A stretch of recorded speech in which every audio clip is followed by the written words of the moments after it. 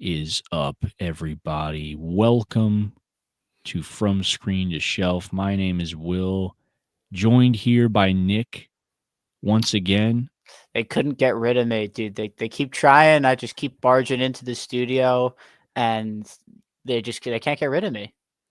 Well, for those of you that are returning, I mean, first of all, for those of you who are new to the channel, welcome. Mm-hmm. Thanks for joining us. Thanks for checking this video out. For those of you that are returning, thank you for coming back. Thank you for your support. And if you are returning, if you have seen anything else on the channel, if you watched our defending Jason Goes to Hell or Jason Goes to Hell video that we put out a little while back, you guys would be familiar with Nick. So, we had talked about doing that, and Nick was really excited to come on and talk about Jason Goes to Hell. And after that, I said, hey, man, I'd love to have you back at some point in the future. And, we talked about a couple things. But with schedules, it was tough to kind of get something together, mostly on my end, just because I'm all over the place. But yeah, dude, I'm excited to have you back. Why don't you let everybody know what it is exactly we're going to be talking about today? We're both dressed. For We the both. occasion, some might say. It's kind of funny when we before we started recording, we entered the room, and it's just funny when I saw you pop in. I was like, "Oh, damn, dude, he's like literally the same idea that I had," because I was like, "Oh, let me throw the Santa hat on real quick," Yeah, seeing as this video will drop most likely Christmas Day, so I wanted to dress for the occasion, and we both had the same idea. But yeah, yeah, why don't you tell everybody what we're going to be talking about today? yeah. The hats were completely unprompted, and it's an honor to be back for the Christmas special of From Scream to Shelf.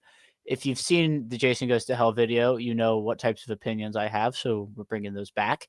And today we're talking about a franchise very near and dear to my hearts, and that's going to be the Terrifier franchise.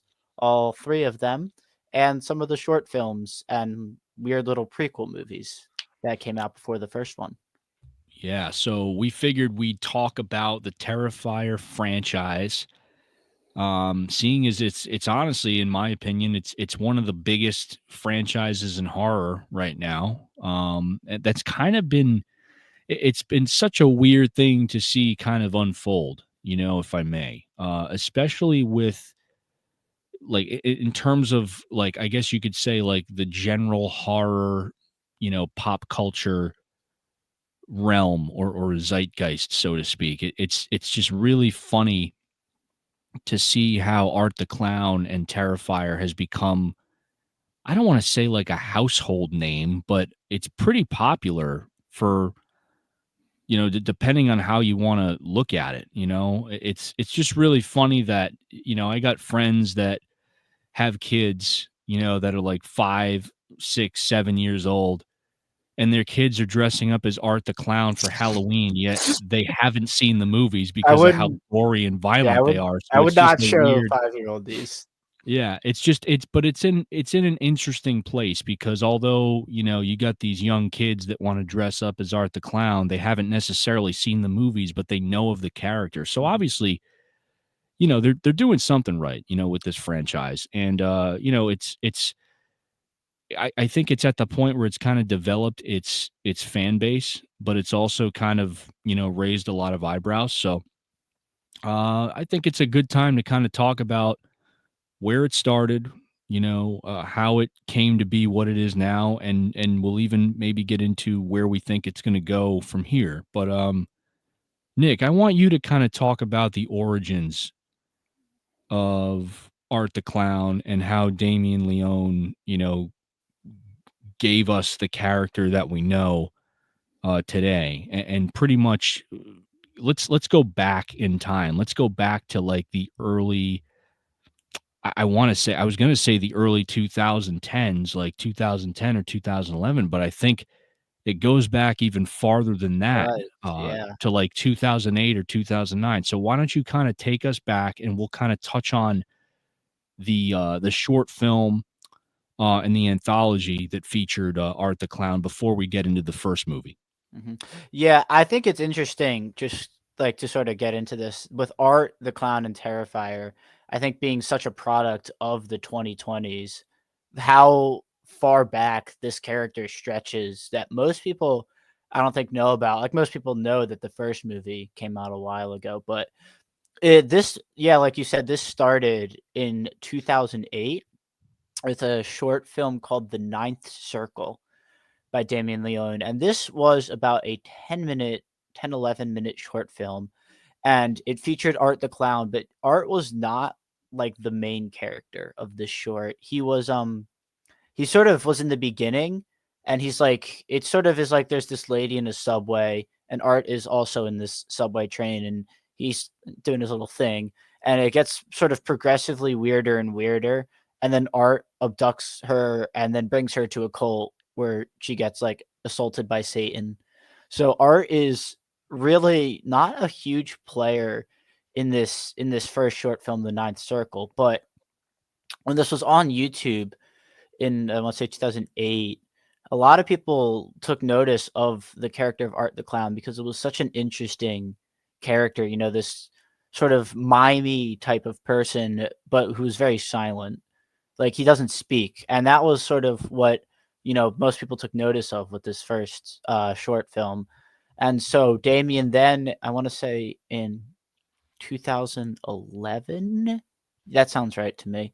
Put out the short film version of Terrifier, and Mm, this is I wanna say about 20 to 30 minutes. If you've seen the first Terrifier film, the best way I can describe this short film to you is that it's kind of just the scene in the pizza place, and that's okay. about it. So it's, like, similar that's, like, kind of the best way I can describe it. It's at, like, a gas station, but it follows, like, similar beats Mm, to the scenes in the pizza place from the first movie.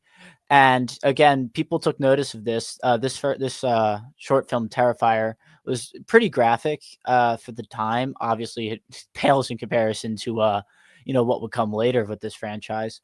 But then these two short films were sort of sitting around YouTube for like a while, mm, and eventually someone wanted to use them in an anthology film and went to Damien Leone about it.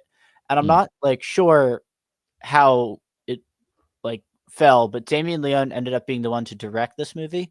This movie is called All Hallows Eve, and basically what he did was this is an anthology film. So he took the short film The Ninth Circle, took the short film Terrifier, and then put them as anthology segments in All Hallows Eve.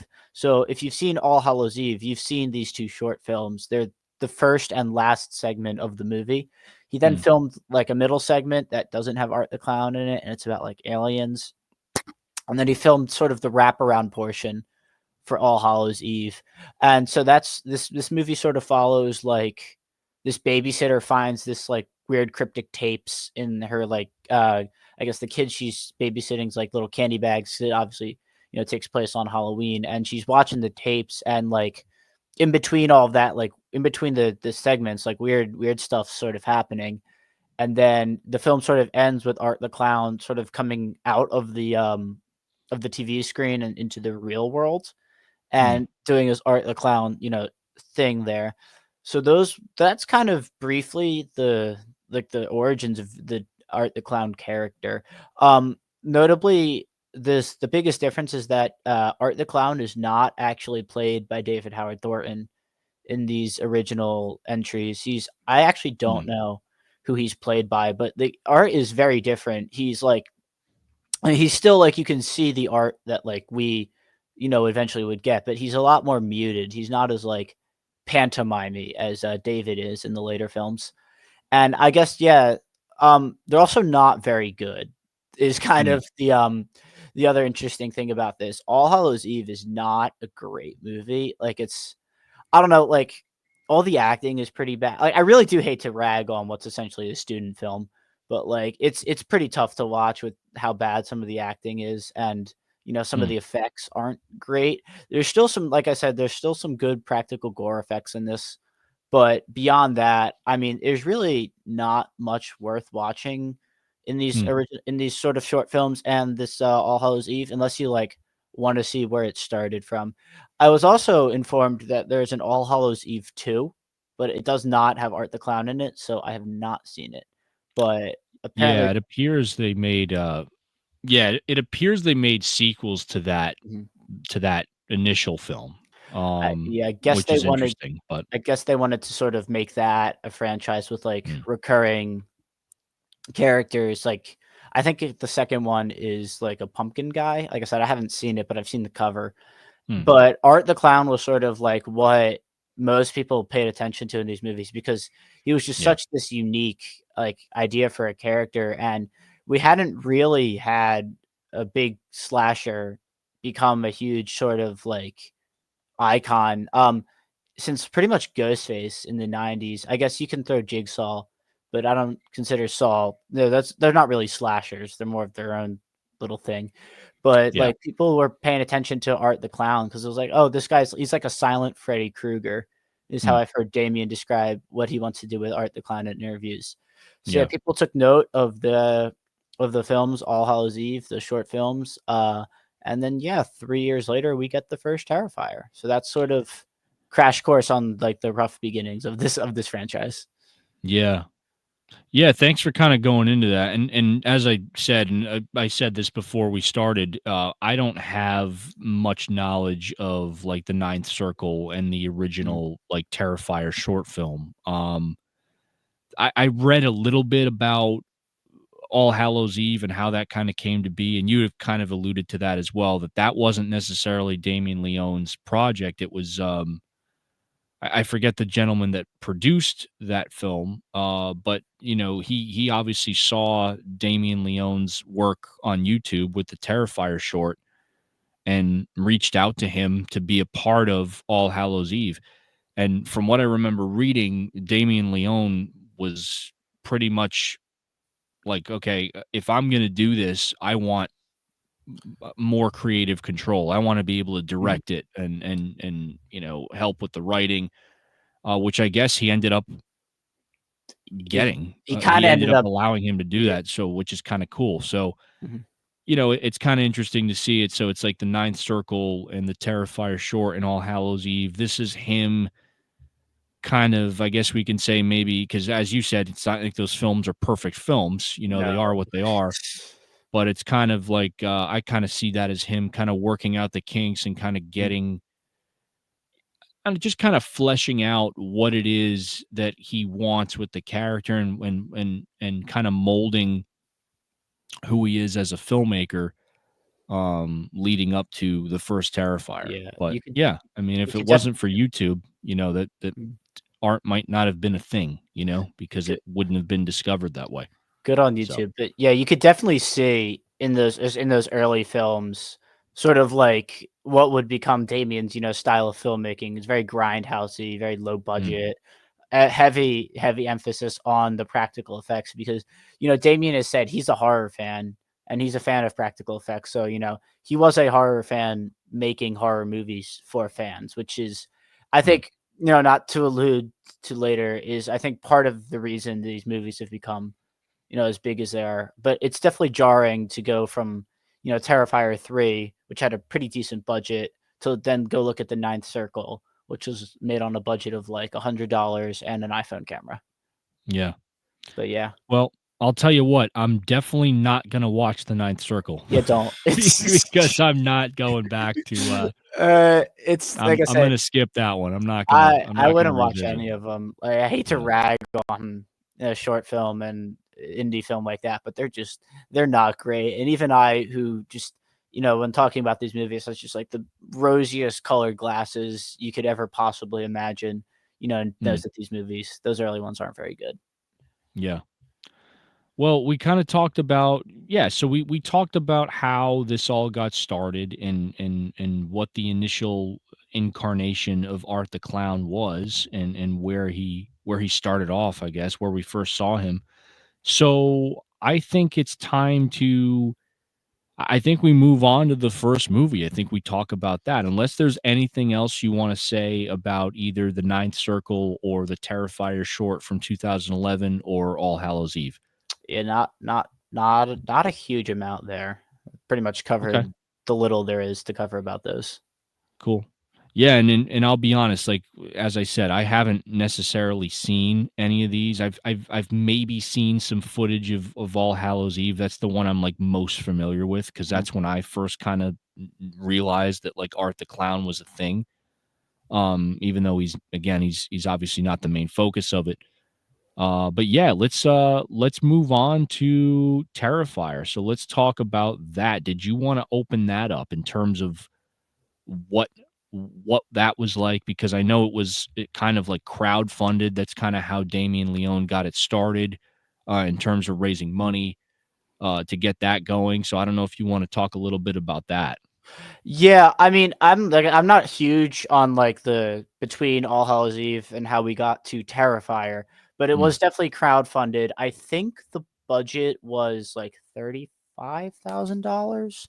hmm It was crowdfunded by like, fans of the the the, the earlier films. And yeah, so he created this movie Terrifier, which was kind of just an expansion of the short film. Like I said, the segment in the pizza place is kind of the basis of the short film Terrifier.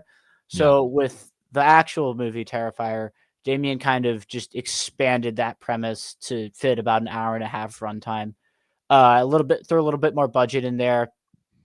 Big notable casting David Howard Thornton as Art the Clown, which this franchise would not be what it is without him as Art the Clown. Yeah. I think I just got to put it bluntly. He really, especially between 1 and 2, really was, like, helping this movie out. So I think Mm. this franchise owes a lot of the success to David as Art the Clown, and yeah, so he created this first, Terrifier movie, uh, pretty much based off crowdfunding. Um, yeah, that's pretty much introduction if you wanna take it from there, if you wanna, I guess, talk about did you see this one, when it came out? I didn't see it right when it came out. I saw it a little later. Because I remember this premiered at I want to say Telluride in like 2000, 2006. I don't know if it was like summer.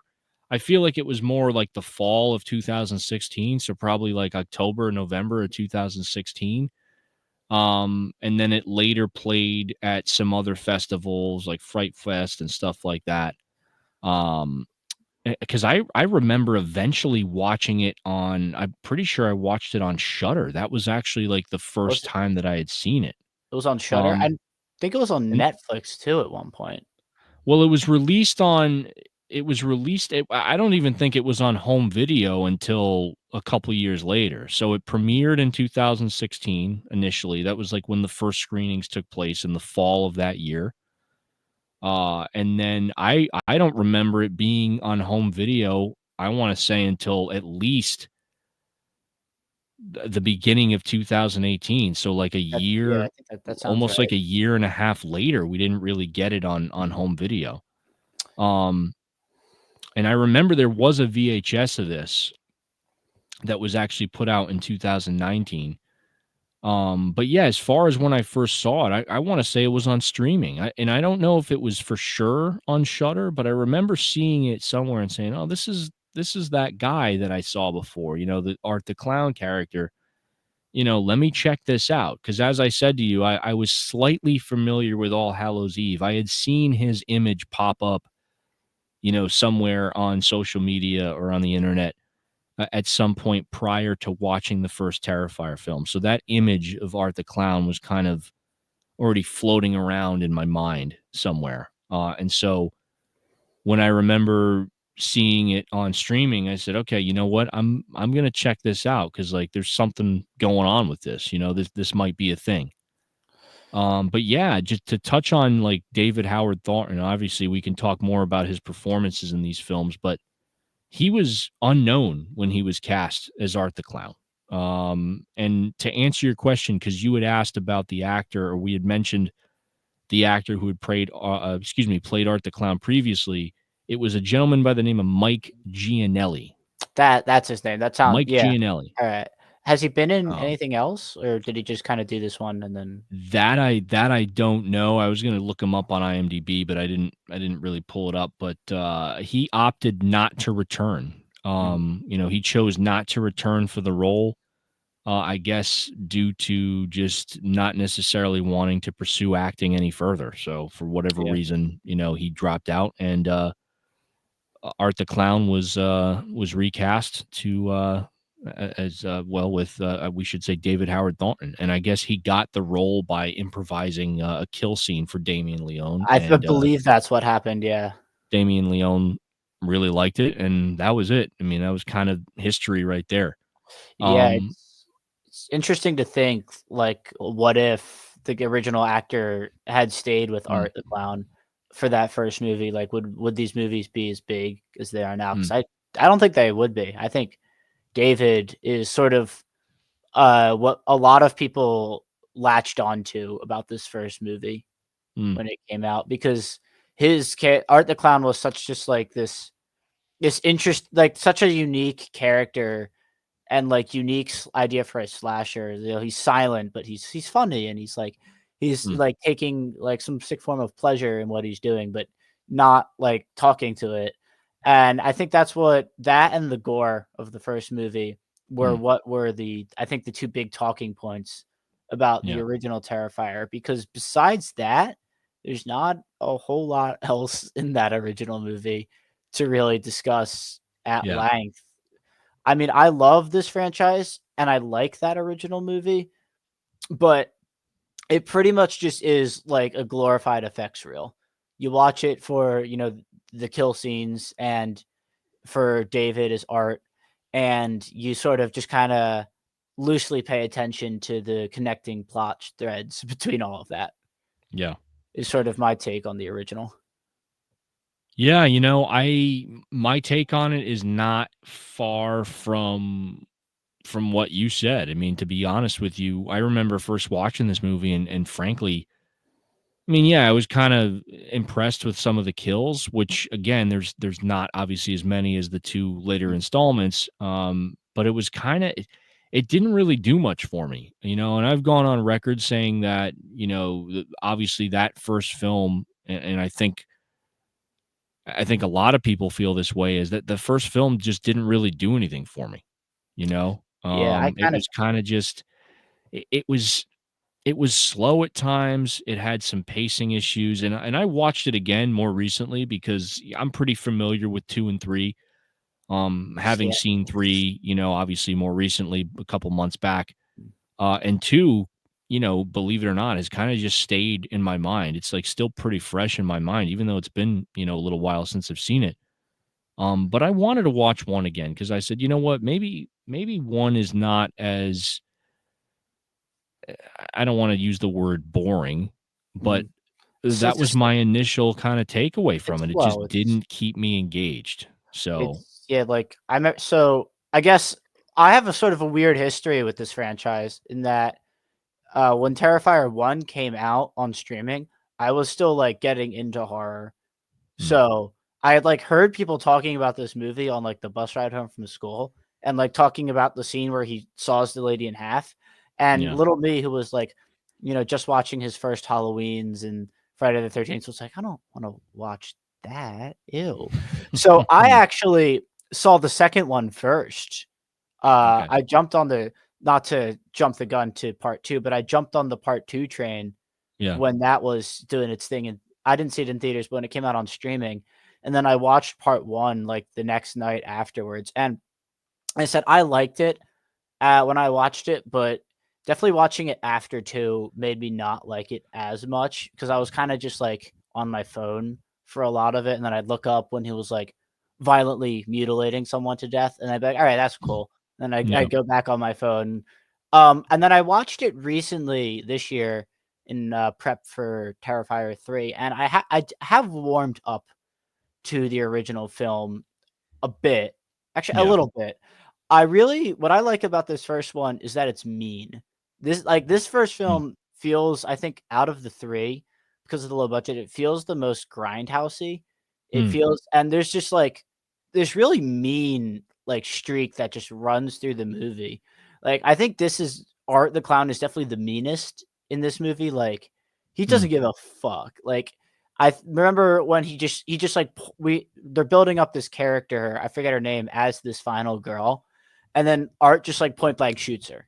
and it's like Oh, that yeah, yeah, yeah. Yeah. normally That's normally kinda when they funny, do the actually. bait and switch final girls, it's like they do like this grandiose kill, and then they reveal the real final girl, and like just to for him to just like shoot her is so unceremonious and so just like the opposite of what you would expect. And it's just like art is just like really sadistic in this first one. Like he's definitely like he's laughing and he's doing his whole bit, but that's a lot more subdued. And I think he's the most creepy and the Mm, most unnerving in this original installment. I think that might be because of the low budget, but yeah, there's just like this first film's mean.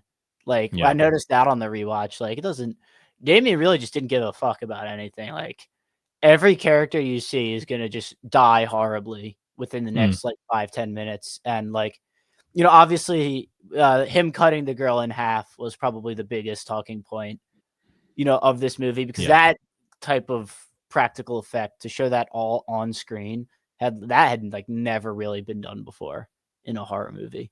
So that was like the practical effects of even this first movie, they still hold up even when you compare them to the later entries.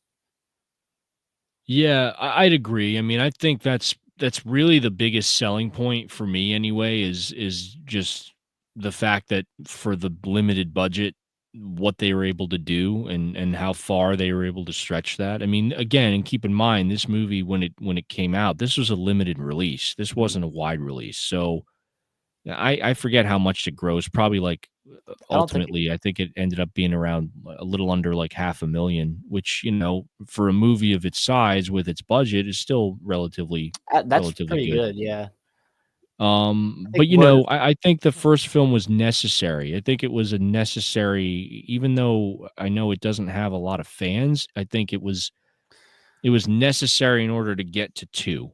I'm still one of Um, those fans though. Even like with the criticisms I have of this first entry, hmm, I'm still a fan of that first film.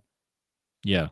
Yeah, I I mean, still I can appreciate it, I guess, for what it offers, which again is other than the kills, like you said, there's not really much else there. I mean, I watching it again, I kept saying to myself, like, yeah, this still it's I agree with what you said about Art being or seeming like he's meaner in this, or I guess more mean spirited because it's low budget, because it has that grindhouse feel, but also I think because, the character wasn't really I don't wanna say the character wasn't fleshed out. I just Mhm. don't think it had the same charm that 2 and 3 had. Like, with 2 and 3, and we'll get into this when we talk about it, because there is a difference here.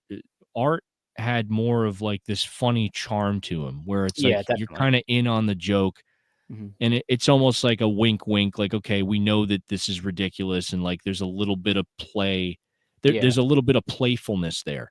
Mhm. Um, and that's represented, I just think, better in the second and third installments than it is in the first. And there's not a lot of that in the first film. Yeah. Like you were saying, it's just straight like, okay, this is what it is. And we don't really get that side of art that I think people have come to love, which is kind of like that sadistic charm that's kind of present, you know, Mhm. throughout those movies, which kind of makes the kills a little more, it's not just straight like, "Oh, this is hard to watch." Like, there's a little bit of, like, comic relief and it's like it's funny, Yeah. there's a charm to it, and I think that makes it overall a little easier to watch the second and third movies because it makes that violence and it makes that extremity, I guess we could say, Mhm. just how extreme everything is, it makes it a little more palatable, Yeah. you I know? think this first film, like Terrifier 2 and 3, like these fuckers he's killing, they just do not die. Like they are just like withstanding just about everything. And like the kill scenes go on for a Yeah, while. So like it gets funny at a certain point. But in this first yeah. movie, like this feels like a real death. Like this really like Mm, if someone was to like sadistically murder someone, it's like, yeah, that yeah, kind of feels like how he would do it. But this first right. entry doesn't lean into like the deadpan comedy of the Mm, second and third. Like Art's not going like right. nearly as much in this first film as he is in like the second and third movies. But yeah, I Yeah. mean, like I said, I like this first movie. It's definitely grown on me since the first time I've watched it. But I can't say, I mean, if I wanna watch Art the Clown and not dedicate, like, 2+ hours to the endeavor, I'll Right. probably throw on this first movie just for that. But, like, if I wanna watch Art the Clown, I'm probably gonna make time to dedicate 2+ hours to that endeavor. So, Mm. like, I don't know, I don't see myself watching this one in the future as much as I'll probably watch 2 and 3 every year until, like, I pass away of old age. Okay. All right, man. Hey, That's where we you're are. you're I'll be you're 90 on my deathbed. you're a lifer. Yeah, you're a Yeah, I'm lifer. for life. The amount of merch I have for these movies, I'm for ride or die on this franchise. Well, let's talk about 2, because I mean, Yeah. 2, 2 and many people will say, and I'll say this, like, to talk about my experience with it, like, 1, I told you my first time watching 1, I could barely it just wasn't engaging, like, I could barely finish it the first time, I got through it, but it just didn't, like I told you, other than the kills and the prosthetic effects and stuff like that, which is I'm a sucker for that kind of stuff. Obviously, I've told you before, Oh, you know yeah. me.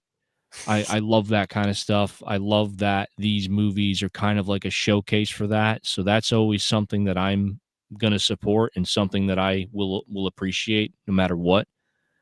But yeah, man, plot wise, it just wasn't working for me. Like it didn't offer me anything else. Now, 2 was night and day Oh, a yeah. different movie. So let's talk about 2 and how it kind of really, I guess, surpassed people's expectations, at least my expectations, because like I Mhm. remember seeing 2 and expecting to not like it because I was like, you know what, if this is going to be anything like the last one, like other than the kills, like there's really nothing else that this movie is going to offer. And then I just remember sitting there and being completely just proven Mhm. wrong. So, Did you, 2 for me was a complete 180. did you see Uh, 2 in theaters? I did not see 2 in Yeah, I theaters. sadly did not. I was not old enough, and my Yeah. friend's dad, who normally goes with us to these horror movies, took one look at that and went, "Yeah, I'm not watching that." Yeah. So, I Yeah, was no, I'm not taking obviously him he to went, that, no. "I'm not seeing that." So, I saw it when it came out on streaming. But Terrifier 2 was released, now we gotta think about this too, that first film was what? It was 2015 or 16 The when it started to Yeah. hit the festival circuit and select screenings, Yeah, and then so I eventually got, like, a wider release, and then eventually making its way to home video in 2000, wanna say 2017, 2018. 18, yeah. Terrifier 2 was not released until 2022. Yeah, so I can sort of take the ball on sort of the history between these. Basically, after that first film, he kinda immediately set up the crowd fund for the second entry, and he only wanted Mhm, 50,000 for Terrifier 2.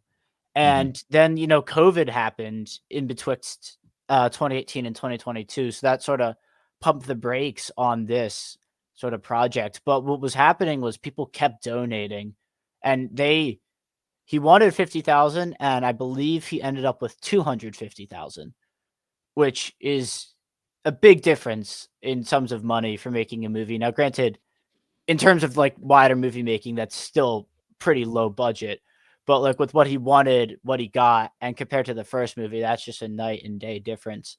So he Yeah. made Terrifier 2. Somehow this movie got a limited theatrical run, but more widespread than the original film did. And this was just October of 2022 was just about the wildest time to be a horror fan because we were, at least me and like the people I was friends with, we were all sort of geared up for Halloween Ends to be like the big October movie. And then Mm, just like Terrifier 2 comes out in theaters, and it just like I can best describe it as just like a tidal wave. It just like it was like the dominant movie in like horror circles because of like the word of mouth on this was so good. And then yeah. like the marketing really leaned into like people are getting sick and vomiting in the theater, and people are leaving the Yeah. theater, and the ambulance had to be called because someone, walked out of the theater, like, that type of stuff. And this movie just like Right, right. because of the word of mouth and the marketing and the fact that this movie is just better than the first one, just like drove people to go keep seeing this. And then like I said, I didn't get to see it in theaters, but I watched it. It came out on streaming towards the end of October, I believe. Mhm. And at that time, I was more well versed in horror. Like I had seen all the Saws, I'd seen more gory stuff. So I was like, yeah, I'll go watch Terrifier 2 without having seen the first one. But I was like, I think I'll be fine. So I Yeah. popped it on that TV over there when it came out on streaming, and I just about had the time of my life watching the second entry. And then, like said, I Yeah. went and watched the first one the next day, which, but yeah, that the second entry was just like, I mean, this is what really, um, I guess, made Terrifier big in Yeah. terms of just like it being starting to be like a pop culture sort of icon, at least in just horror, was this second entry because I think it closed at like 15 million, which off of a budget of less than half a million is redonkulous in terms of just how much it made. Mm. But yeah, that's sort of, I guess, I can jump. You want me to sort of jump into two? Well, yeah, I mean, let me talk about when I saw it too, because I mean, Yeah. Halloween Ends was like the biggest movie that year, and everybody was kind of wondering how that franchise, or at least how those three Blumhouse, produced installments, David Gordon Green's trilogy would end. So that Ah, was like a big story that year. And, as we know, Halloween Ends very controversial in yeah. terms of, the direction that they took with that movie. Not to necessarily get into that, but it had a mixed Forgot my life. reaction from audiences. But, you know, in addition to like the controversy of Halloween Ends, there was like talk of Terrifier 2 and how this movie was just kind of getting the word of mouth that it was getting. I think it was released in less than 1,000 theaters, I think something like uh, that. Yeah. that month. I think it made almost 500,000 just in its opening day. Hmm. And I think the debut for that initial weekend was probably closer to like, anywhere from, I wanna say it was in the ballpark of 700 to 800,000. And then it made 1,000,000, I think, the following weekend. Hmm.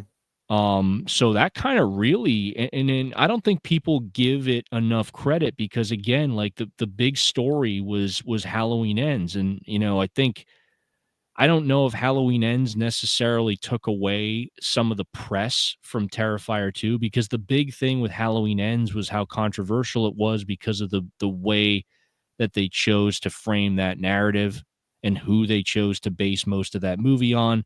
There was the whole thing about, oh, Michael's not even in it, and this is supposed to be Michael versus Laurie. This is the end of the Halloween franchise and the Laurie Showing it. Strode, Michael Myers arc as we know it. Like that's what and kudos to Blumhouse and the people that were involved with that project because they found a way to market that movie to a degree that that seemed to be in a lot of circles, like what everybody was talking about. But I don't think Terrifier 2 really gets enough credit. Hmm. This movie in its first 2 weeks of release, it was out 2.5 weeks and it was already at like $3.5 million. Yeah. Which caused them to expand it. So they expanded the release. Now, I think by its fourth weekend of that run, it had expanded. I think they opened it up to like 1,500 theaters. Um, I think so. Yeah, it that sounds right. it made another, I think 1.8 million, which put it at like probably. I'm not doing math well here, but correct me if I'm wrong with that. That puts us at around like 10 million by Yeah. Let me November of that year, which look. is crazy to think about. Yeah, I think yeah, somewhere in the 10 to 15 million. I think was where this ended its theatrical run. Worldwide box office, obviously. But yeah, I mean, it might just be different circles, but like I know people who were like discouraged about Halloween Ends, and then all they were talking about was Terrifier. Mm, They were like, "Yeah, man, that Halloween Ends movie sucked, but Terrifier, that's the yeah, shit right there." So yeah, I think it's just, I mean, like that October, just like every day, like it felt like every day I was logging on to like social media and just seeing like another record that this broke or like another milestone that this movie hit, Yeah. which was just like, I mean, absolutely insane for this low budget movie to pull those numbers with a limited theatrical run too. Yeah. Well, that's the thing, like, when I remember watching it after the fact, and, and I regret not seeing it in theaters, because I saw Halloween Ends in theaters. That was, like, my big movie for October, and Same, yeah. as a Halloween fan, as you know that I am, I was really hoping that, they would follow up Halloween Kills with something that was cohesive. And Halloween 3, like, I didn't hate Halloween 3, but I was just kinda like, "Oh, man, like, this is crazy." Like, it's just not the movie that I expected, and in hindsight, yeah, I don't mind it, but when Mhm. I saw Terrifier 2, I was just like, "Holy shit, like, dude, this is the movie that I should have seen." This is Like, what I should this is what I should have fucking seen in this is theaters what I should have been because doing instead of that piece. No, be just because this movie, like, and let's just be honest here. I mean, there are key ingredients to this movie that I think make it work so well. I think the score to this movie is fantastic, so underrated um, when I hear people very talk about underrated. I hear people talk about great horror scores. I'm like, every now and then I bring up Terrifier too, and they're like, "Huh?" Yeah. Like, yeah, listen to it. It's great. Yeah, the score is great. I mean, again, we're gonna get into this in a second. The writing and the story were much more fleshed out. In fact, I will go on record right now in saying that it is my favorite movie in the franchise because of that. Because this is the movie that introduced us to the lore of this world. And when I saw this, I said, damn, like I wish they would have set this up more with the first movie. And with this movie, they just do a full dive into this. And that's what I love about it. It's like, finally, like we're getting like just we get to just see this world kind of being built or being explored. But the main thing is, our girl, Lauren Lavera, who Mm, I yeah. think, I mean, dude, it's like it's just one of those moments. It's the only way I can describe it to you is like when I saw Jenna Ortega on screen for the first time. And you're seeing her, like we saw her in Scream, we um saw her in X. Mhm. It's like, okay, this girl has it, you know? Like Yeah. there's an essence there or an aura around them. It's like they just have that kind of star power Mhm. to be like a great final girl, so to speak. And I felt the same thing that I felt about Jenna Ortega when I saw Lauren Lavera. I was like, this chick's got it, dude. Like Yeah. she's like this she's got it. She's got it going on. like she's got it. Mhm. She was such a breath of fresh air and something that I think the first film was sorely lacking. And that's not to discredit anybody that was part of the first film. I don't want to do that. But you just needed somebody to balance out art as a character. And I think this film finds a way to do that very well. I'm not saying it's perfect. I know there's the people out Yeah. there that say that this movie has its detriments. I mean, there's people that can, the argument can be made that the movie runs a little long, Mhm. and that there are some pacing issues here and there. But man, I gotta say, dude, I was just blown away by this movie. I think it's, again, as I said, the best movie out of the three, and I'll get into that more with the third film and explain what the differences were with the third film between this one and that one that I think the third film didn't really follow up on or didn't really capitalize on.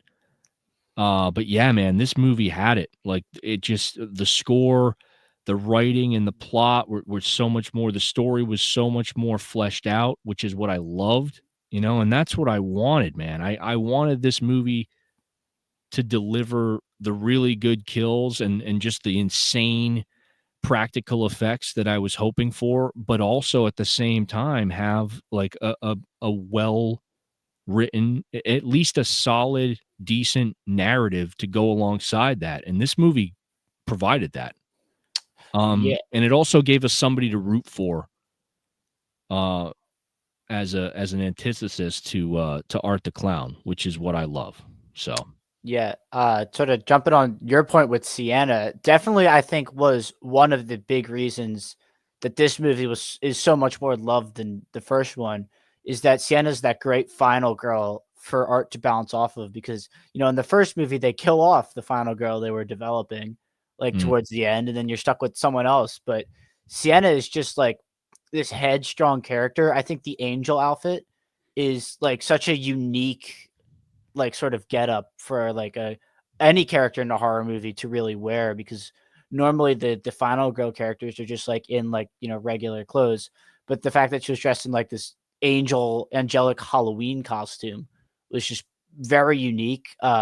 Sienna is she sort of does what people are always rooting for the final girl to do, which is to mm, just like kill that fucker, like chopping off Art's head at the end.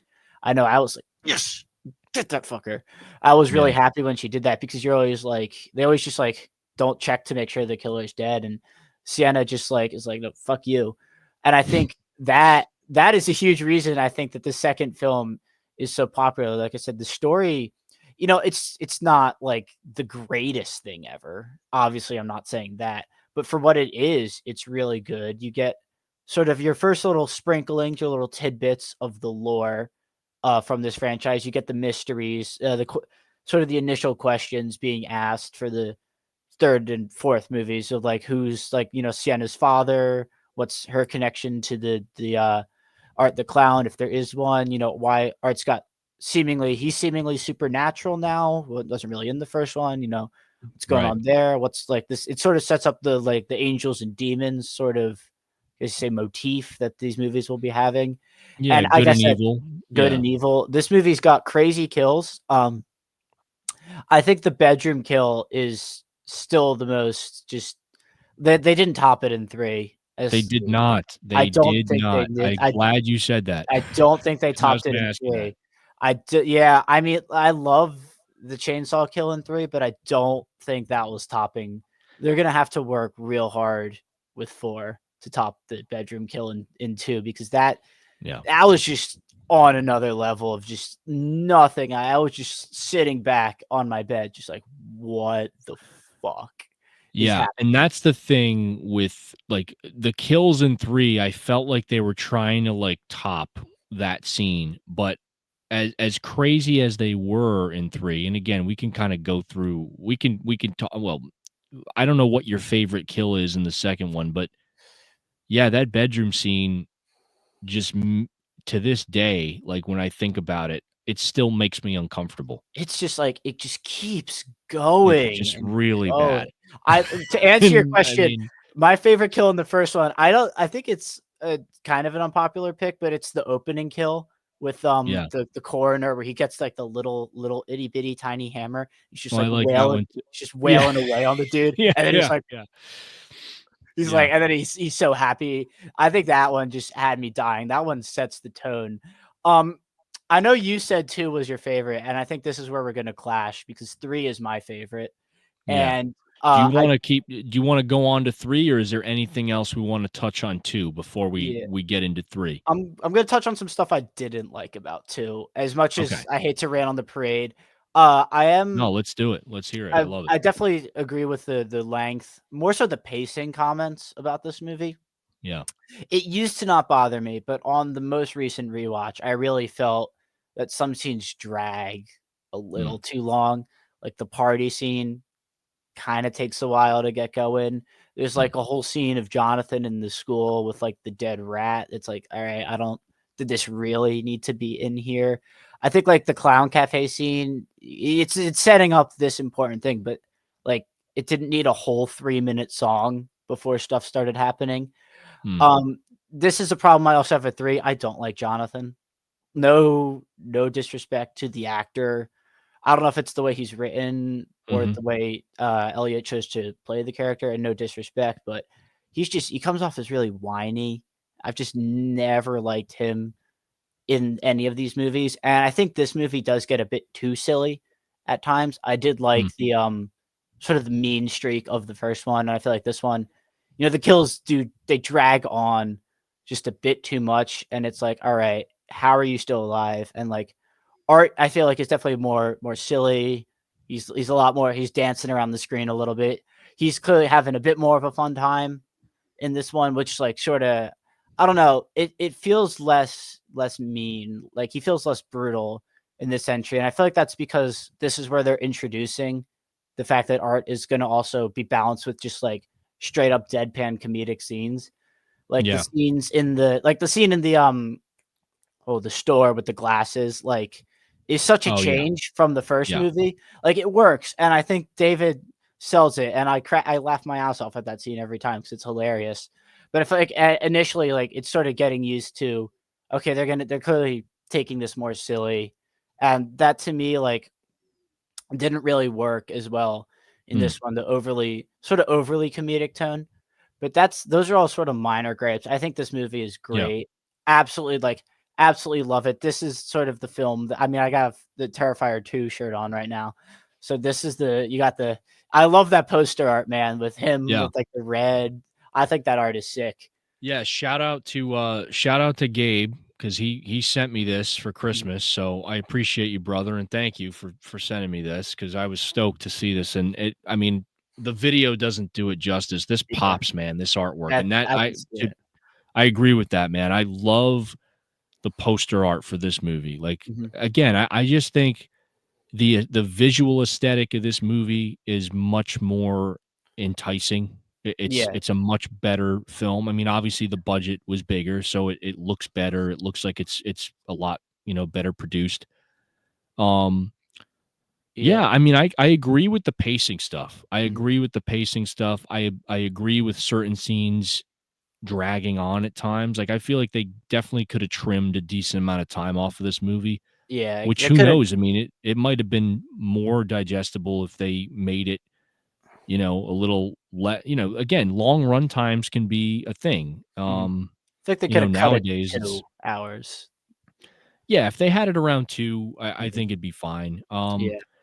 I mean, the only thing about that I slightly disagree with is the comedy angle. I think the comedy angle makes it more entertaining for Mhm. me anyway, because to me, I kind of feel like that's what was missing from the first one, because it's like, okay, well, he's a clown. So the fact that they weren't really playing that up in the first film, that's what kind of took me out of it, because I was like, all right, well, I want to see a little bit more from Art. I want to see some depth Mhm. to his character. And I think the slapstick, like the comedic stuff, I think that works not only to offset, the extreme violence that he's, committing, Yeah. um, but also I just think it helps give us a little bit more depth to that character that we Mhm. were missing with the first movie. So for me, I think the comedy works, man. I think, Yeah. yeah, is it a little overdone at times? Yeah, sure, you could say that, but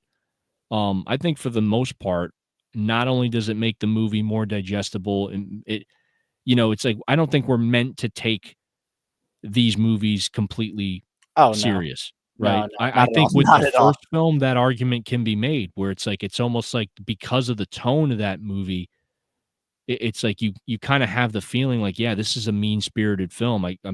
We should take this seriously to a degree. Whereas with the second and third films, they kind of lean much more into that, the dark humor and the Mhm. slapstick nature, I guess we could say, of Art's character, which I think is needed. So, Yeah, and I that's just kind of where I'll leave that. But Yeah, I just think they overdid it, and I don't know. It's a personal preference, like, it is done well. Like, I'm not saying that they didn't do it well. It's done very well, and Terrifier 2 is just so entertaining. It's mm, just such a fun movie to, like, I've watched it with groups of friends, and we'll have a great time. But it's just, like, I enjoyed that 1 was, like, really mean.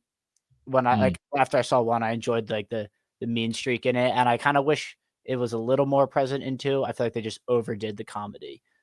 mm. Just a tad, a hair in 2. But that's about all I got for 2, if we wanna hop into 3. Yeah, we can hop into 3, and the one other thing I'll say about 2 is that it does kinda have that it does a really good job, I guess we can say, of I guess tapping into the essence of, like, the late '70s and early '80s, like, slasher aesthetic, like, Yes. even the look of it. Like, if you were to show this movie to me Mhm. and not tell me anything about it, and I didn't know it was Terrifier, I would think that this movie was an '80s movie. Oh, You know, absolutely. it Like, just it gives you that kind of vibe. the Maybe I soundtrack wouldn't was think it was both. an '80s movie, but it kinda harkens back to that, and Yeah. that's, I think, why I love this movie so much, Yeah. Mhm. because it kinda taps into that aesthetic as well. Yep. But yeah, that's it for my thoughts on Terrifier 2. If you're good, let's move on to Terrifier 3. So, Yeah, obviously, the main event. Terrifier 2, huge success, unexpected success, kinda took the industry, by surprise. So I don't know if you wanna kinda go into how we got to Terrifier 3. Obviously, coming off of Terrifier 2, Damien Leone is he's now, like, on a roll, Yeah, It's like, okay, he's hot commodity now. People yeah. are eyes are on him. But yeah, I could jump into how we get to 3 if you would like. Mhm. Yeah, So, let's do it. I mean, so in between this is going off a lot of interviews with Damien because 'cause I've watched a lot of him being on, like, other channels, and he said that, like, between 2 and 3, he had had a lot of big studios contact him about being involved with 3 because they saw how big 2 was, but, Mm, like, the studios would have had a lot of, like, restrictions on what he could and couldn't do, and so he basically said, "Yeah, fuck off." So, 3 continues to be independent. The budget for 3 is $2 million now, which is a pretty big jump from, where we were mm, with 2. I'm not sure how early into development it was revealed that 3 would be a Christmas movie, mm. but I recall, I think either mid 2023, they dropped the first teaser for the 3rd one, revealing that it would be a Christmas movie, and the teaser, sent everyone into a frenzy 'cause it made everyone think Art was gonna kill this, like, 3-year-old kid that they see on the screen. Yeah. Well, I remember talking about that teaser for a little bit, but that's when it was sort of revealed that it would be this Christmas movie, and then, yeah, we just kinda, sat, waited, occasional updates about filmmaking, and then it came out this October. Um, it got a full theatrical run. It got film festival showings before the theatrical run, and if 2 was a huge deal, then I don't even know how to describe how big 3 was Yeah. because this movie, I think, ended its theatrical run at almost $90 million. I know opening not even opening night, I think it made $6 million. I think just from Thursday night premiere showings. I could be wrong about that, but I know it had made up its budget and then some by opening night. 3 has become the highest grossing unrated movie of all time, which Yeah. is actually just insanity. I did my penance for not seeing 2 in theaters with this one because I saw 3 for its Thursday night premiere, and then Mhm. I went Friday night for opening night the very next day, so I did my penance for having not seen 2 in theaters, but, yeah, Yeah. I mean, this movie just making waves is just an absolute understatement with what Mm. this movie did. It was the number 1 movie in America when it came out. It beat Joker 2 at the box office, which Joker 2 was set to just be this huge thing. And Yeah.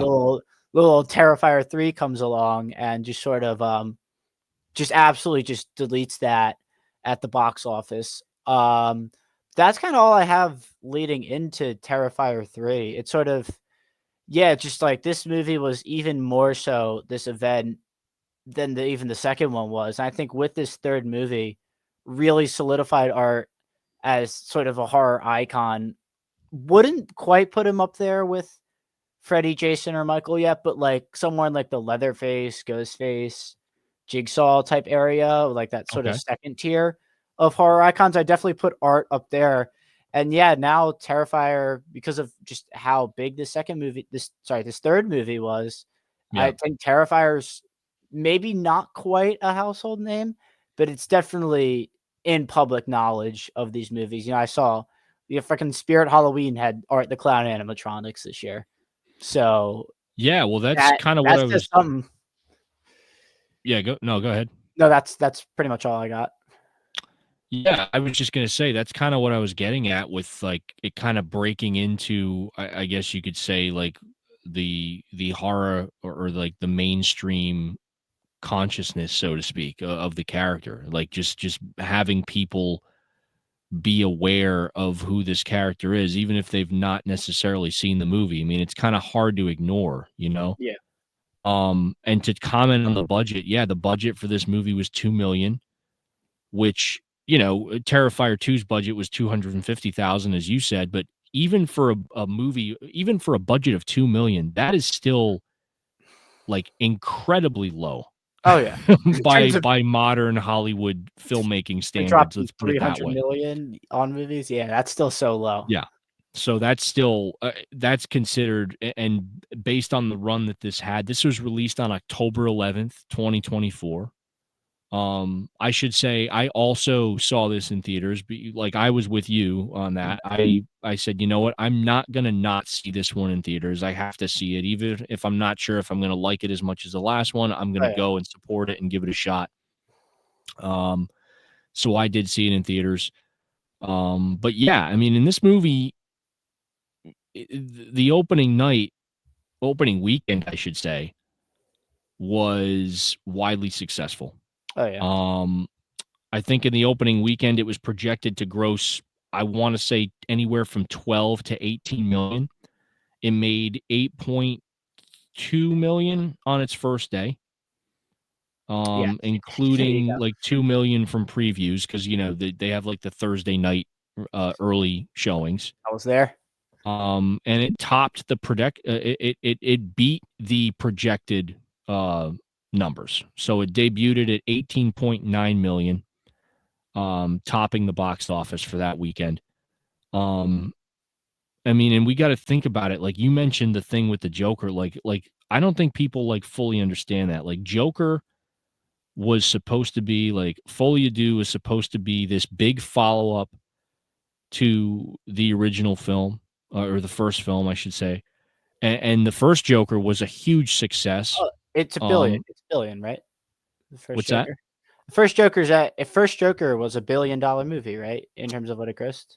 And what in terms of what it grossed, I could be wrong, but yeah, I think you're right. I think it's somewhere in that ballpark. I mean, hugely successful, not without controversy, as you know, not to get into Yeah. that, but Holy can of worms. that first film was a change in the landscape of, superhero movies, or what people were used to seeing. And I think that's part of why the first Joker was so successful. But so that being said, Folie à Deux was supposed to be this big follow up. There was a lot of press around the fact that Lady Gaga was involved and she was pretty much playing, Harley Quinn character. So there was a lot of anticipation for Joker. And the fact that Joker not only bombed, Oh, did it ever bomb? but this movie just comes out and just fucking just pummels it. Oh, Like just absolutely. pummels the box office. Um, they market it like an R-rated film. I mean, this movie is R-rated. For Um, most intents and purposes, theaters were treating it as R-rated because right. I don't think an unrated movie has ever really gotten a full theatrical run like this. Yeah. Yeah. Um, but yeah, I mean, even into the next week, it earned another 9 million, somewhere around there. Mhm. Um, but yeah, ultimately, I think it's at, like, what did you say, 90 million? I And think a now, bit under, yeah. yeah. And who knows? I mean, now it's available on digital. I think it was released on digital, or released digitally in late November. I don't know if it was before or after Thanksgiving. Uh, So, Not sure. but I mean, this movie's still making money. Yeah, It's still making money. The critical response to this, I don't know if it was as well received as the second movie. And now I want to kind of get into, let's talk about what we liked about it. Let's talk Mhm. about what we didn't like about it. Cause I'm going to be honest with you. I did not like this movie as much as the second one. All right, yeah. Breaking my heart over here. I'm sorry. It's okay. I gotta be real, man. I gotta It's be, okay. listen, That's no, I've heard that. That makes sense. Yeah. I I love the kills. Mhm. I think that the kills are fantastic. Again, they didn't come close to that bedroom scene kill in 2 in terms of making me uncomfortable. They didn't quite Mhm. get there. I felt that, again, the great kills aside, I felt that they were trying to do too much with this in terms of the kills. I felt that they were just like, "Well, look at this. Look at what he's doing now." Mhm. And it got to that point in this movie where I kinda started to notice that. I love the Christmas theme. Mhm. I think it was incredible marketing. I think it really helped kinda push this movie into a new direction in terms of the visual style and just having it take place, on Christmas. And there's something about that that's just, like, really screwed up to me. Yeah, yeah. It's I like, "Okay, we're gonna take this extreme violence Christmas and time. this character and just move it into Christmas, a holiday that many consider to be, again, it's like a joyful time of year. You're supposed Oh to yeah. feel good. And there's just something about that that I love. I love that it taps into that old school aesthetic of movies like Black Christmas and Silent Night, Deadly Night. All these movies that we've seen, from the 70s and the 80s, those classic slasher films, um that it kinda like it again, it just kinda tapped into that, and I love that. Mhm. And I love Christmas-themed horror movies, I really do, so the fact that it had that going for it, love that. But yeah, man, I'm gonna be honest, like, the story was okay. I kinda wish we had gotten some more time with Sienna in this film as well, but at the same time, I understand them wanting to kind of, I guess they wanted to also focus on, I'm drawing a blank here, you can help me out, Victoria. Yeah, Vicky, the deformed, girl? Yeah, so Yeah. they wanted to spend some more time with her character, seeing as she was kinda underdeveloped in the first film, and, they didn't really touch on her too much. I mean, we obviously, she's in the second movie, but we don't really get a lot of screen time with her, so I understand the route that they took with her and trying to kinda focus more on her relationship with Art in this movie. So that was okay, I was okay with that. But what was lacking for me in this one, Nick, was the lore. I was hoping to get more. I wanted them to kinda go more into the lore of this universe, and we got a little bit of that with, like, Sienna's father. They went into it at times, but I don't think it was as prevalent as it was in the second film, and that's kinda something that I was hoping to see more of and that I just didn't get. Mhm. So, that's kinda where my thoughts are on it right now, you know? Yes, I could jump on real quick back to what you said about the movie still earning money. It's back in theaters on Christmas Eve and Christmas Day. Yeah, So yeah. I imagine it'll earn a decent bit. Sadly, I'm not seeing it on Christmas Day. I'm prioritize Nosferatu over Terrifier 3, but if I could see it in theaters again, I would. Yeah, same here. But in terms of what you said, this is my favorite, I think, of the 3. I think this one sort of blends the comedy and, like, the mean streak that I Mm, liked about the first one. I think it blends them really well, where it's like, yes, the kills are really extravagant, but for whatever reason, it feels meaner mm, in this 3rd installment. Like, I know you said nothing really made you as uncomfortable. I would say that the rat kill at the end, I was, like, squirming in my seat. Like, when he's mm. shoving that glass pipe just, like, farther and farther down her throat, I'm like, oh god." Like, Yeah. that definitely was the one thing that made me squirm. I think that it's weird because I don't think any individual kill tops the bedroom kill in 2. but I Mhm. think as a whole, I'd say 3 is a much more graphic movie than 2. Solely because they had Yeah, I'd more agree with that. money. They had more money for the practical effects, so it was more spread out, Yeah. but nothing stopping that bedroom kill in 3. Um, I think the story's good. I know I don't think these Terrifier movies have masterpieces of stories. I Yeah. like I like the way they take Sienna's character in this installment where, like, in when you first, because this is 5 years after the second one.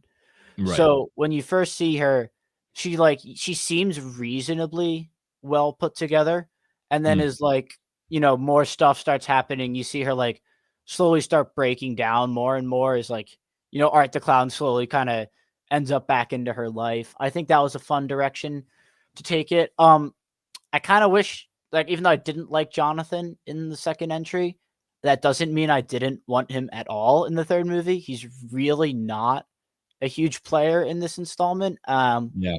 Not sure if that was scheduling issues or anything, but I really was hoping that Damien would be able to win me over instead of just like, all right, well, we're just not going to have him in this Mm. entry. But I was hoping he'd be able to win me over. But I think Sienna's family that she's with is pretty. I like them in terms of just like they're nice. The little girl's a bit annoying, but beyond that, I think they're okay. But I like the way they take it of like really exploring, like, the aftermath of the second entry, which is something I don't think slashers do a huge Yeah. amount in their sequels, which is part of why I love Rob Zombie's Halloween 2 so much. But it's nice to see, like, the slasher sequel really explore how the first film, like, affected the characters. I think what you said about the lore, this is where I would hard disagree. I think we got more of it and like with 2, I feel like he was sort of setting the seeds, like starting the questions of the lore. But I feel like Yeah. we got a decent amount of them answered in this third installment, where it's like he confirmed like Art's supernatural, and like he sort of Yeah. confirmed how the demon works. That like this demon that's infesting Victoria brought him back at the end of the first movie, and now he's Mm. supernatural up until here. It's like we get more of the lore from that side. We don't get as much related to Sienna's father, which I definitely was hoping we would see some more of. Yeah.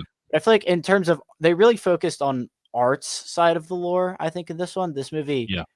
it's 2-hour runtime, and I think it's pretty split half and half between like here's Art, here's Sienna, and then we jump back to Art, and then we jump back to Sienna, and then there's Yeah. really nothing. It's really just about them too, and doing their own thing before they meet. But I definitely think we get more of the lore in this one in terms of like, the demon that's apparently there and like how it works. And, the sword for sure is magical.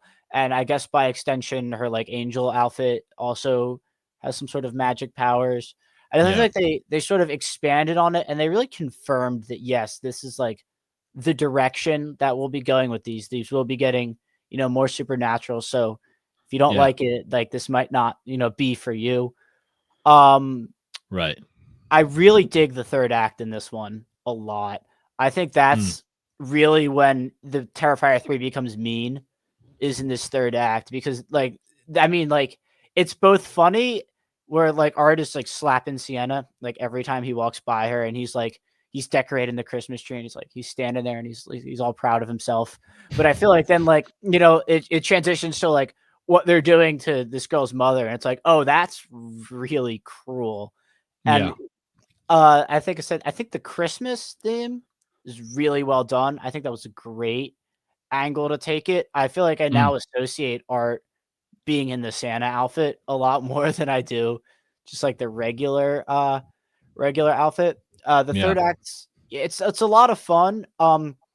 It does end on a bit of a cliffhanger, I guess you could call it. I mean, I don't consider it as Mm. much of a cliffhanger as it is more so the resolution being that Sienna lost, but it definitely leaves Yeah. a lot open. And I think that one of the reasons I'm not as mad about that is that Terrifier 4 like is confirmed to be happening. So Right. it's like we know that that's not we're not just going to be stuck on that cliffhanger indefinitely. Yeah. But like I said, I feel like this one just balances it's sort of a great balance, the scene of Art in the bar is probably the funniest scene in this entire franchise Yeah, with, that's one of my with favorite the scenes. mall Yeah. Santa. I was just about dying of laughter when I saw that, like, I was in actual shambles, and then, Yeah. like, what he does to that Santa is just like, "Oh, that's really mean. That's, Yeah. like that's cruel," where he takes out, like, the little tiny hammer, he's like, "Pow, pow, Yeah. pow." The chainsaw kill is sort of, I guess it's that was the big one with this, and it's Yep. fun, it's definitely a lot of fun. Um, doesn't top the like I said, doesn't top the bedroom kill, though, but it is fun Yeah. to see a chainsaw because I like chainsaws in slasher movies. I mean, this movie's definitely more gory. I'll say that. There's Absolutely, definitely yeah. more kills. There's more people that are killed, but no, in terms of making me uncomfortable, Mhm. like cringing, like I want to say again, nothing tops the bedroom scene from the second one. Yeah, Still, I guess it's just so I agree with that. personal. I guess it's just personal because I really found the rat scene to be the most uncomfortable I've ever been in this franchise.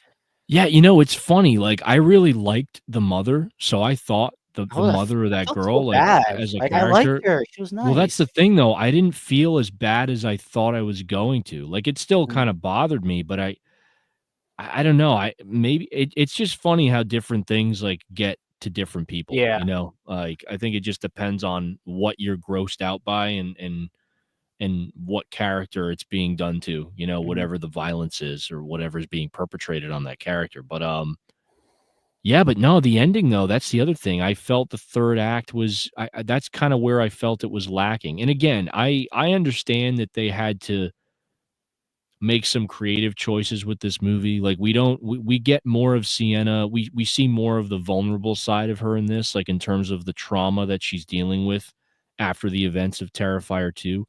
I do agree with you on that, I think that's not something that we see a lot, and I'd like to see that more often because I think that's what kind of builds characters over the course of a franchise, instead of just introducing more characters to be killed, let's work with the characters we have and kind of, make them, more vulnerable. I just think that ultimately that makes those characters more endearing, that they're kind of dealing with that not only physical struggle in terms of the violence they have to endure or put themselves through, but also, the mental aspect of it, which is not something that we get a lot in slashers. So you're 110%.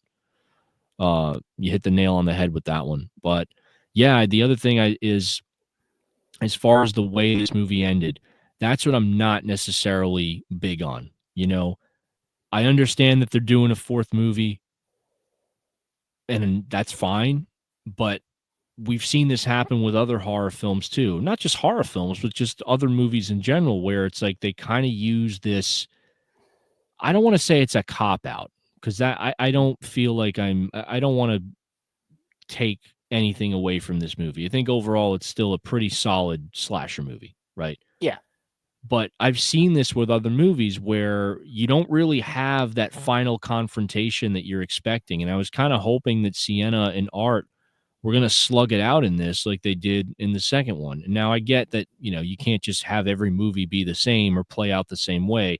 So I understand why they went the way that they did, but we that final confrontation, so to speak, is not necessarily, I mean, it felt like it was over very quickly, right? And again, I know what you're getting at is like the reason why is because they're setting it up for the fourth mhm, movie, but I almost don't really, I mean, for me, like that doesn't really work. And again, it's not just with this movie. I've seen that play out in other movies, and I almost feel like it's kind of like, okay, well, we're not going to have it take place because there's going to be another film.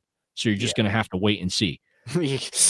And Just for you me, it's wait. like, well, okay, I'll wait 2 years to finally get like the Yeah, confrontation that I was hoping to get at the end of this movie. So mhm, for me, I think I was just kind of hoping for a little bit more of a finality, that was within the confines of this installment, mhm, as opposed to just saying, okay, well, guess what? There's going to be another movie, so don't worry about it. I would have liked things to be a little bit more contained, so to speak, in that yeah, regard, right? mhm. Like I Um, I would want this movie to kind of stand out as its own movie, which for the most part I think it does. But I think having a little bit more of an ending confrontation between Sienna and Art would have made that a little more worthwhile. So yeah. I can see that. When I saw, because I'm pretty sure in terms of people just on the 4K Discord server, I'm pretty sure I was the first person on the server to see this movie, Mm, because of like time zones and like when I chose to see it. And I remember watching the third act and thinking that this is gonna make or break it for a lot of people. yeah. Like I'm like people are going to, it's gonna be divisive with this third act because well, I do think that Art and Sienna, they get like a fun final fight with the chainsaw and the sword, and they're beating each Mm, other up, and they're tossing each other around. But I think it's the third act is sort of like Vicky's show, which yeah. I wasn't spoiled about anything, but I'd known someone who had seen this at the premiere, and he'd said that Vicky plays a bigger part in this entry, Hmm. and I was nervous about that. I think they balance it well. I like Vicky, but I'm glad she's gone, at least for now. Mm, She's seems to be gone. I guess right. no one is ever really gone unless you like, she seems to be gone. I think they balance it well because she's such a different personality to Art. Obviously, like, she can speak and she's like a demon. And she really does sort of come out of nowhere in this third act and just sort of take over. I wouldn't Mm, say she like overshadows Art in the third act because we do get that fun little final fight between Art and Sienna where he just bursts out of nowhere with the chainsaw and she's got the sword and they're duking it out for a little bit before like yeah. a portal to hell opens or whatever happened there.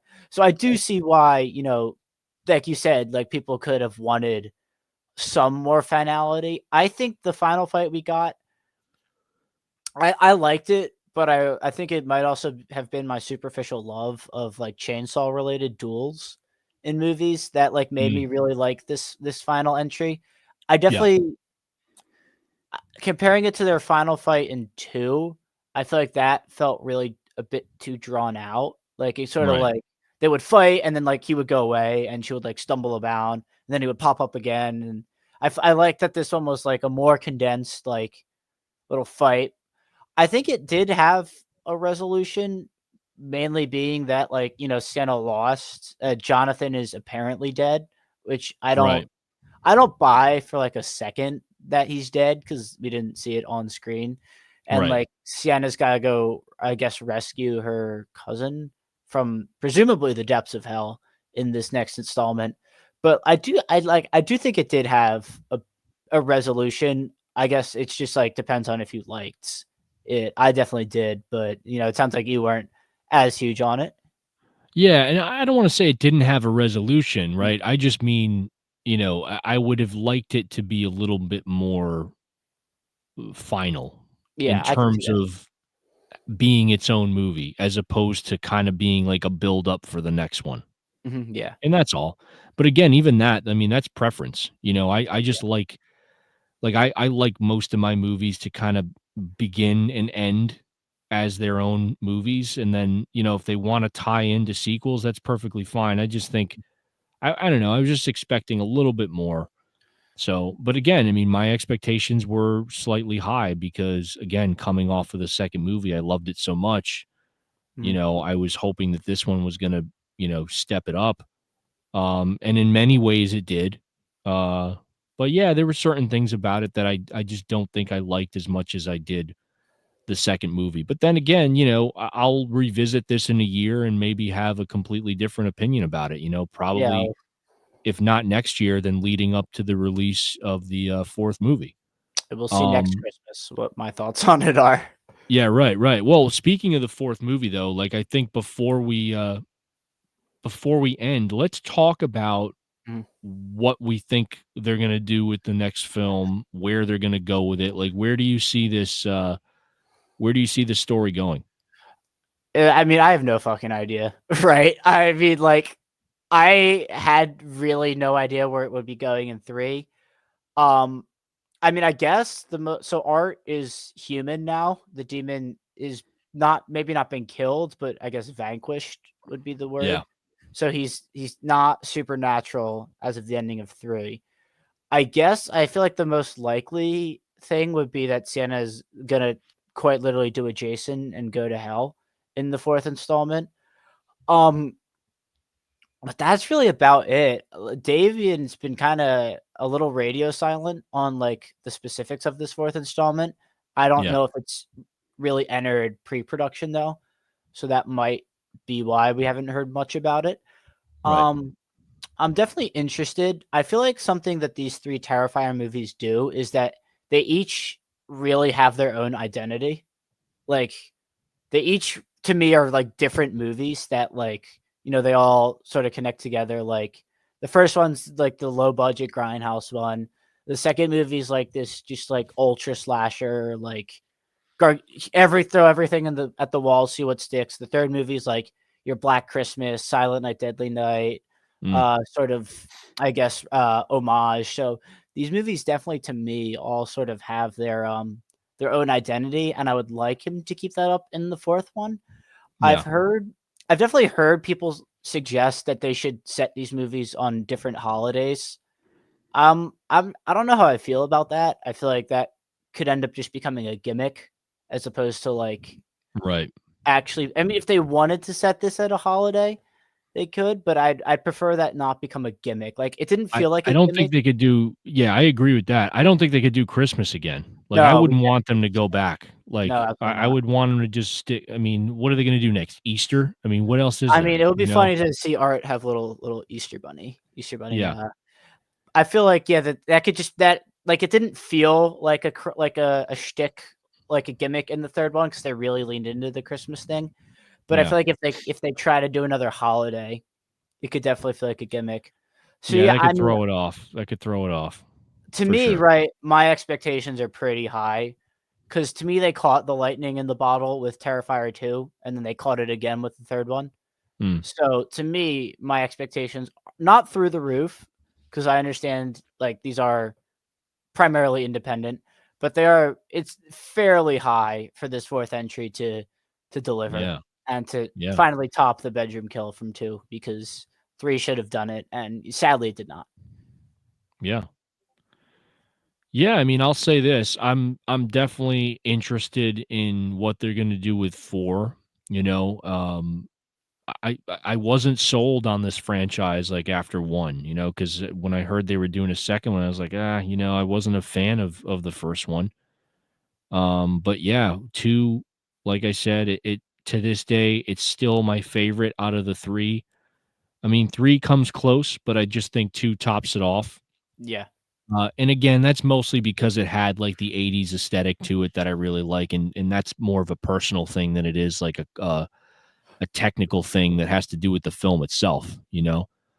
Um, but yeah, I mean, 3 is still widely enjoyable. It was very entertaining in the theater, and it was great to see it with a theatrical audience. So, Yeah. I'm hoping to do the same thing with the 4th movie when that comes out, in a couple years. Yep. Um, any closing thoughts? Anything else you wanted to mention before we call it a day here? I mean, I will definitely be seated, for the Thursday night premiere of Terrifier 4 in I assume 2026 is the planned Yeah, date for this, but I'm not sure. But I do that think is, yeah, right now. it is definitely a testament to how well made 2 and 3 are. It's like, even though Mm, we disagree on, like, which ones we prefer, it's like it's not saying that the other one's bad. It's just like, I right. prefer this about this. I'm a big Christmas guy. I love Christmas. I love Christmas horror. So I think that was a huge reason why I like 3 so much. But, like, I definitely 2 is right up there with 3 in terms Mm, of, like, what I like. And, I still like 1, for all it's not being as good. But yeah, this is definitely at least my favorite or one of my favorite horror franchises, and I'm very excited to see the 4th one in 2 years from now. cool. Well, that's it, everybody. Nick, it was great to have you back. Thanks again for Great to be joining back, me, of course. talking about these movies. I know you're a big fan of them. Yep. 2, but mostly 3. So I was very happy to have you back and kind of get your thoughts on it. And yeah, that was fun, man. It was It fun to was kind great. of talk about it in depth. So we'll have to have you back soon. Keep dragging me back on here, man. Nah, it's Yeah, always I know. always a great time. Thanks, dude. Yeah, I appreciate you coming on. And seeing as this is going to drop Christmas Day, Want to wish everybody a Merry Christmas, Happy Holidays. Hope everybody is safe, healthy, and enjoying the holiday. So, like, subscribe, do all that fun stuff. Click the notification bell so that way, whenever we post new content like this, you guys will be notified. And again, thank you guys for supporting the channel. Have a very Merry Christmas, and we will see you guys soon.